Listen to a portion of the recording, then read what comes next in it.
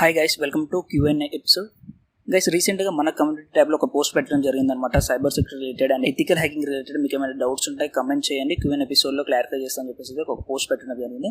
So ఆ పోస్ట్కి అయితే మనకి కొన్ని కమెంట్స్ అయితే రావడం జరిగిందనమాట. చాలా మంది చాలా ఇంట్రెస్టింగ్ క్వశ్చన్స్ అయితే అడిగారు అనమాట. సో ఈ వీడియోలో మీకు కంప్లీట్గా ఆ క్వశ్చన్స్కి అన్నిటికీ ఆన్సర్ అయితే చేస్తాను అనమాట. మీ డౌట్స్ అన్ని క్లారిఫై చేస్తాను.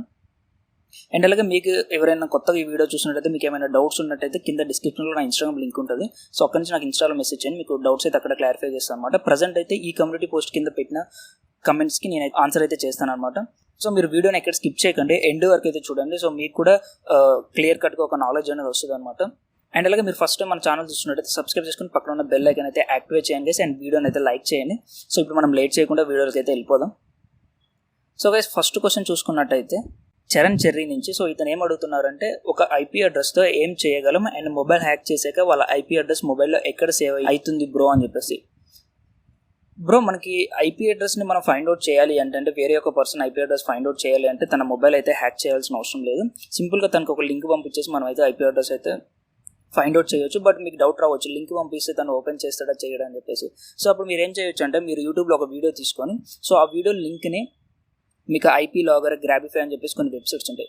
సో అందులో ఇచ్చినట్టయితే ఆ లింక్ అనేది మనకి వేరే స్పామ్ లింక్ కన్వర్ట్ అయిపోతుంది అనమాట. సో ఆ లింక్ని మీరు అప్పుడు మీ టార్గెట్ పర్సన్కి పంపించినట్టయితే సో అతను ఆ లింక్ ఓపెన్ చేసినప్పుడు ఏమవుతుంది అంటే జస్ట్ యూట్యూబ్ వీడియోనే ప్లే అవుతుంది. యూట్యూబ్ వీడియో ప్లే అయినప్పుడు వాళ్ళకి డౌట్ రాదు. బట్ బ్యాక్ ఎండ్లో ఏంటంటే మీకు వాళ్ళ మొబైల్ యొక్క ఐపీ అడ్రస్, మొబైల్ డీటెయిల్స్ అయితే రావడం జరుగుతుంది అనమాట. సో ఇట్లా మనం సింపుల్గా ఫైండ్ అవుట్ చేయొచ్చు, వాళ్ళ మొబైల్ హ్యాక్ చేయాల్సిన అవసరం లేదు. ఓకే, నేను నెక్స్ట్ వచ్చేసి ఐపీ అడ్రస్తో మనం ఏమేమి చేయొచ్చు అని అడిగారు కదా. సో ఇప్పుడు మీరు ఏదైనా సర్వర్ యొక్క ఐపీ అడ్రస్ ఫైండ్ అవుట్ చేస్తే అప్పుడు మీరు ఆ ఐపీ అడ్రస్ యూస్ చేసి ఆ సర్వర్ని స్కాన్ చేయొచ్చు కంప్లీట్గా, open ports, closed ports and ఏమైనా ఛాన్సెస్ ఉంటే ఆ సర్వర్ని అటాక్ చేయడానికి కూడా మీకు అయితే ఛాన్స్ ఉంటుంది. సో ఇట్లా మనకి ఐపీ అడ్రస్ ద్వారా యూజ్ అయితే ఉంటుంది గైస్. అండ్ అలాగే అది డిపార్ట్మెంట్ వాళ్ళకైతే ఐపీ అడ్రస్ ద్వారా లొకేషన్ కూడా ఫైండ్ అవుట్ చేయగలుగుతారు. బట్ మనకి ఐపీ ద్వారా లొకేషన్ ఫైండ్ అవుట్ చేయడం అయితే మనకి పాసిబిలిటీస్ అయితే ఉండవు అనమాట. ఓన్లీ డిపార్ట్మెంట్కి అయితే ఉంటుంది. లేదు ఏదైనా సర్వర్ యొక్క ఐపీ దొరికినట్టయితే సో ఆ సర్వర్ని హ్యాక్ చేయడానికి మనకి ఛాన్స్ ఉంటుంది. ఓకేనా, సో ఇప్పుడు మీ డౌట్ క్లారిఫై అయిందని అయితే అనుకుంటున్నాను. అండ్ గైస్, నెక్స్ట్ క్వశ్చన్ చూసుకున్నట్లయితే జశ్వంత్ పేరు మళ్ళా. సో ఇతను వచ్చేసి ఏం అడిగారంటే, బ్రో ఒక పీసీలో ఎనీ డెస్క్ అనే యాప్ ఓపెన్ చేసి ఒకసారి వేరే డివైస్తో కనెక్ట్ అయ్యి ఆ యాప్ని అన్ఇన్స్టాల్ చేసిన తర్వాత కూడా ఆ పీసీని మనం హ్యాక్ చేయవచ్చు అని చెప్పేసి ఇతనైతే అడుగుతున్నారు అనమాట. అంటే ఇప్పుడు తెలియని వాళ్ళకి చెప్తున్నారు, ఎనీ డెస్క్ అంటే ఏంటంటే మనం రిమోట్గా వేరే దగ్గర ఉన్న సిస్టమ్ని మన సిస్టంలో నుంచి మనం అయితే కంట్రోల్ చేయొచ్చు అనమాట. సో దానికి ఎగ్జాంపుల్ మీకు టీమ్ వ్యూవర్ తెలిసి ఉంటుంది. టీమ్ వ్యూవర్, ఎనీ డెస్క్ ఇవన్నీ ఒకటే విధంగా ఉంటాయి అనమాట, ఒకే కేటగిరీకి సంబంధించినవి. సో ఇవి యూజ్ చేసి ఏం చేయొచ్చు అంటే ఈ any desk, team viewer software use చేసి కనెక్ట్ అయిపోయి మనం దాన్ని కంట్రోల్ చేయొచ్చు అనమాట. అంటే ఇప్పుడు మీకు తెలిసిన పర్సన్ వేరే ఎక్కడో ఉన్నారు, సో మీరు ఇక్కడ ఉన్నారు. సో ఇప్పుడు ఆ పర్సన్కి ఆ కంప్యూటర్లో ఏదైనా అర్థం కాకపోయినా ఏదైనా ఎర్రర్ వచ్చినా కానీ సో మీరు సాల్వ్ చేయాలి అనుకుంటే మీరు మీ సిస్టమ్ ద్వారా ఆ సిస్టమ్కి కనెక్ట్ అయిపోయి ఈ ఎనీ డెస్క్ అనే సాఫ్ట్వేర్ యూజ్ చేసి మీరు కంట్రోల్ చేసి ఆ ప్రాబ్లమ్ని సాల్వ్ చేయొచ్చు. సో ఇట్లా మనకి యూజ్ అవుతాయి అనమాట ఈ any desk, team viewer. So ఇతను ఏమంటున్నారు అంటే, ఇప్పుడు ఎనీ డెస్క్ యూజ్ చేసి ఒక సిస్టమ్తో మనం కనెక్ట్ అయిన తర్వాత అవతల సిస్టంలో ఆ సాఫ్ట్వేర్ని అన్ఇన్స్టాల్ చేసిన తర్వాత మళ్ళీ మనం కనెక్ట్ అవ్వచ్చు అని చెప్పేసి అడుగుతున్నారు. సో అట్లా మనకి పాసిబిలిటీస్ అయితే ఉండవు అనమాట. మీరు మళ్ళీ కనెక్ట్ అవ్వాలంటే ఖచ్చితంగా ఆ సిస్టంలో ఎనీ డెస్క్ అనే సాఫ్ట్వేర్ ఉండాలి, అది కూడా ఆన్ చేసి ఓపెన్లో ఉండాలన్నమాట. సో అప్పుడైతే మీరు కనెక్ట్ అవ్వగలుగుతారు. ఓకేనా. అండ్ నెక్స్ట్ క్వశ్చన్ చూసుకున్నట్టయితే నితిన్ నాని నుంచి అనమాట. సో ఇతను వచ్చేసి ఏం అడిగారంటే, బ్రో ఫిషింగ్ పేజ్ని ఎలా క్రియేట్ చేయవచ్చు. సో మీరు ఫిషింగ్ పేజ్ని మనం ఎందుకు క్రియేట్ చేసేది అంటే జస్ట్ ఫిషింగ్ అటాక్ చేయడం కోసం. సో మనకి గిట్హబ్లో జెట్ ఫిషర్, షెర్లాక్ అని చెప్పేసి కొన్ని ఫిషింగ్ టూల్స్ అయితే ఉన్నాయి. సో అవి యూస్ చేసి మీరు ఫిషింగ్ ఫేక్ లింక్ని జనరేట్ చేసేసి సోషల్ మీడియాని ఫిషింగ్ అటాక్ చేసి హ్యాక్ చేయొచ్చు అనమాట. ఓకేనా. సో టూల్స్ వచ్చేసి జెట్ ఫిషర్, షెర్లాక్ అని ఉంటాయి అనమాట. ట్రై చేయండి, యూట్యూబ్లో కూడా చాలా వీడియోస్ ఉన్నాయి. అండ్ గైస్, నెక్స్ట్ క్వశ్చన్ చూసుకున్నట్టయితే కార్తిక్ చల్లగుండ్ల. సో ఇతను వచ్చేసి ఏం అడిగారంటే, బ్రో మనం బీటెక్లో ఈసీఈ సెలెక్ట్ చేసుకుంటే సిహెచ్ ఎగ్జామ్కి ఎలిజిబుల్ అవుతామా లేదా అని చెప్పేసి. సో గైస్, ఒక్కటి గుర్తుపెట్టుకోండి, మనకి స్టడీకి ఈ సైబర్ సెక్యూరిటీకి ఎటువంటి రిలేషన్ అయితే ఉండదన్నమాట. అంటే మీరు సైబర్ సెక్యూరిటీ కోర్సెస్ చేయాలి అంటే మీరు డిగ్రీ చదవాలి, ఇంటర్ చదవాలి, బీటెక్లో సిఎస్ఈ తీసుకోవాలని గ్యారెంటీ అయితే ఏముండదు. మీకు ఎంత ఏజ్ ఉన్నా కానీ మీరు ఏం చదివినా చదవకపోయినా మీరు ఈ సైబర్ సెక్యూరిటీ కోర్సెస్ చేయొచ్చు అనమాట. ఓకేనా. సిహెచ్ చేయాలంటే మీకు పర్టికులర్గా ఒక క్వాలిఫికేషన్ అవసరం లేదు. మీ దగ్గర నాలెడ్జ్, స్కిల్ ఉంటే మీరు సిహెచ్కి అప్లై చేసి ఎగ్జామ్ రాసుకోవచ్చు. ఓకేనా. సో స్టడీకి ఈ కోర్సెస్కి ఎటువంటి సంబంధం ఉండదు. ఒకవేళ మీరు సైబర్ సెక్యూరిటీలో ఈ కోర్సెస్ చేసి సిహెచ్ అని సర్టిఫికేట్లు తీసుకున్న తర్వాత వీటిని బేస్ చేసుకుని మీరు జాబ్కి వెళ్ళాలి అంటే ఖచ్చితంగా కంపెనీ వాళ్ళు ఏంటంటే డిగ్రీ కానీ బీటెక్ కానీ చూస్తారనమాట. సో అప్పుడు మీకు అక్కడ క్వాలిఫికేషన్ అనేది మ్యాండేటరీ. సో అంటే మ్యాండేటరీ అంటే కొన్ని కంపెనీస్ నాలెడ్జ్ని బేస్ చేసుకొని కూడా తీసుకుంటాయి. సో అప్పుడు మనకి మ్యాండేటరీ కాదు. కొన్ని కంపెనీస్ ఏంటంటే మోస్ట్ ఆఫ్ ది కంపెనీస్ ఏంటంటే ఖచ్చితంగా క్వాలిఫికేషన్ చూస్తే సో అప్పుడు మీకు క్వాలిఫికేషన్ అయితే కావాలన్నమాట. బట్ నార్మల్గా మీరు నేర్చుకోవడానికి అయినా సర్టిఫికేషన్ చేయడానికి మీకు క్వాలిఫికేషన్ అవసరం లేదు. ఓకేనా.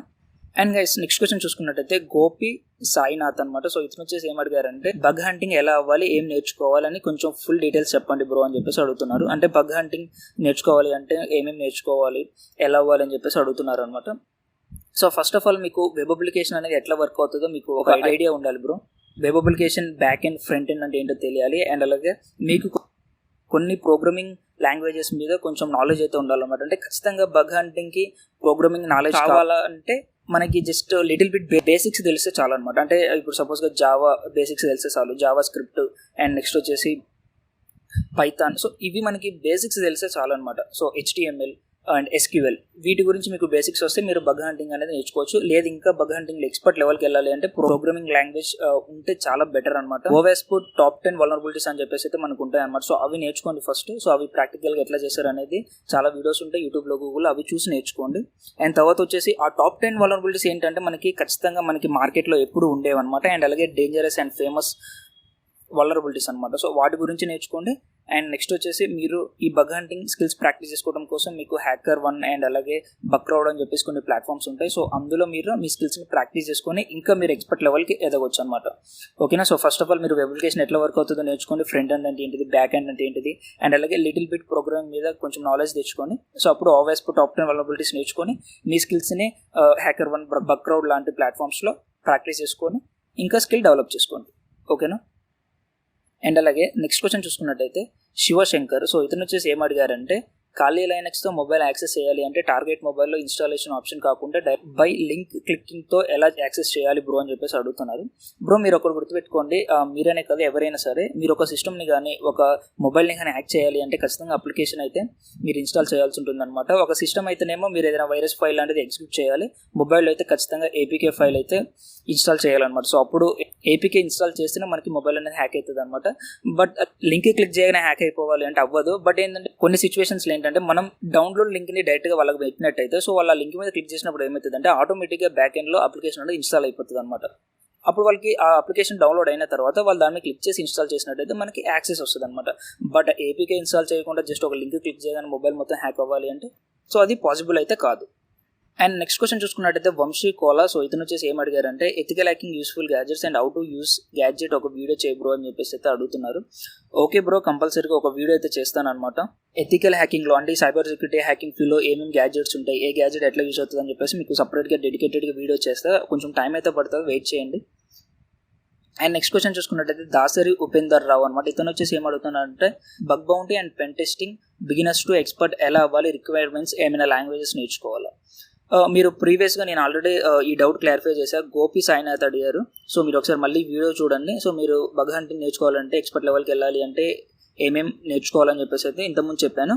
బట్ ఇక్కడ మీరు ఏమైనా ప్రోగ్రామింగ్ లాంగ్వేజెస్ నేర్చుకోవాలని చెప్పేసి అడుగుతున్నారు. సో అది మీకు క్లారిఫై చేస్తాను. ప్రోగ్రామింగ్ లాంగ్వేజెస్ అనేవి మనకి లిటిల్ బిట్ టచ్ అయితే ఉండాలి ఖచ్చితంగా.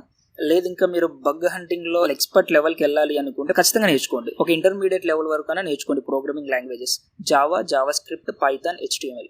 సో ఇవి మీకు తెలిసిన చాలా అనమాట. ఇవి వచ్చేసి ఇంటర్మీడియట్ లెవెల్ వరకు నేర్చుకున్నా కానీ మీరు బగ్ హంటింగ్ ఎక్స్పర్ట్ లెవెల్లో చేయొచ్చు.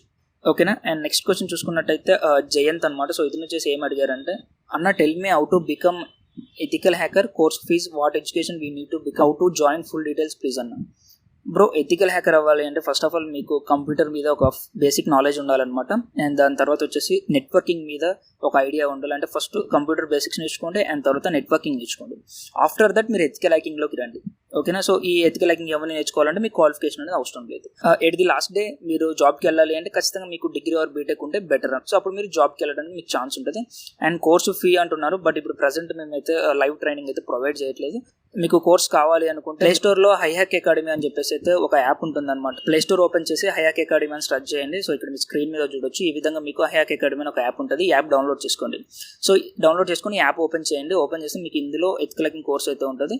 సో మీకు కావాలంటే అక్కడ నుంచి పర్చేస్ చేసి నేర్చుకోండి. అండ్ ఫైనల్ క్వశ్చన్ చూసుకున్నట్టయితే మనోహర్ దాసరి, మీ క్వాలిఫికేషన్ ఏంటి bro and best beginning course in ethical hacking. So నా క్వాలిఫికేషన్ వచ్చేసి diploma final year bro. Diploma final year EC branch అనమాట. ఇంకొక 1 monthలో అయిపోతుంది డిప్లొమా కూడా. అండ్ నెక్స్ట్ బీటెక్ వెళ్ళాలి. డైరెక్ట్గా డిప్లొమా చేసాము కాబట్టి బీటెక్ సెకండ్ ఇయర్కి అయితే వెళ్తాము. So diploma final year, present EC branch, ఇంకొక 1 monthలో డిప్లొమా అయిపోతుంది. Okay. And beginning course in ethical hacking అని అడిగారు కదా. సో బిగినింగ్ కోర్స్ వచ్చేసి ఎథికల్ హ్యాకింగే, అంటే సిహెచ్ అనమాట, సర్టిఫైడ్ ఎథికల్ హ్యాకర్ అని చెప్పేసి మనకి సిహెచ్ కోర్సే బిగినింగ్. ఈ కోర్సులో ఏంటంటే మీకు కంప్లీట్గా ఎథికల్ హ్యాకింగ్, సైబర్ సెక్యూరిటీ మీద ఒక గ్రిప్ అనేది వస్తుంది ఈ కోర్స్ చేసినట్టయితే. ఇది వచ్చేసి మనకి beginning course of cyber security and ethical hacking అని చెప్పుకోవచ్చు. ఓకేనా. సో ఇవి గైస్ మనకి. సో ఇప్పుడు మీ డౌట్స్ అన్ని క్లారిఫై అని అయితే అనుకుంటున్నాను. ఇంకా ఎవరికైనా ఇంకేమైనా డౌట్స్ ఉన్నట్టయితే కింద డిస్క్రిప్షన్లో మన ఇన్స్టాగ్రామ్ లింక్ ఉంటుంది. సో అక్కడి నుంచి నాకు ఇన్స్టాలో కాంటాక్ట్ అవ్వండి, అక్కడ మీ డౌట్స్ అన్ని క్లారిఫై అయితే చేస్తాను. అండ్ గైస్ వీడియోని అయితే లైక్ చేయండి.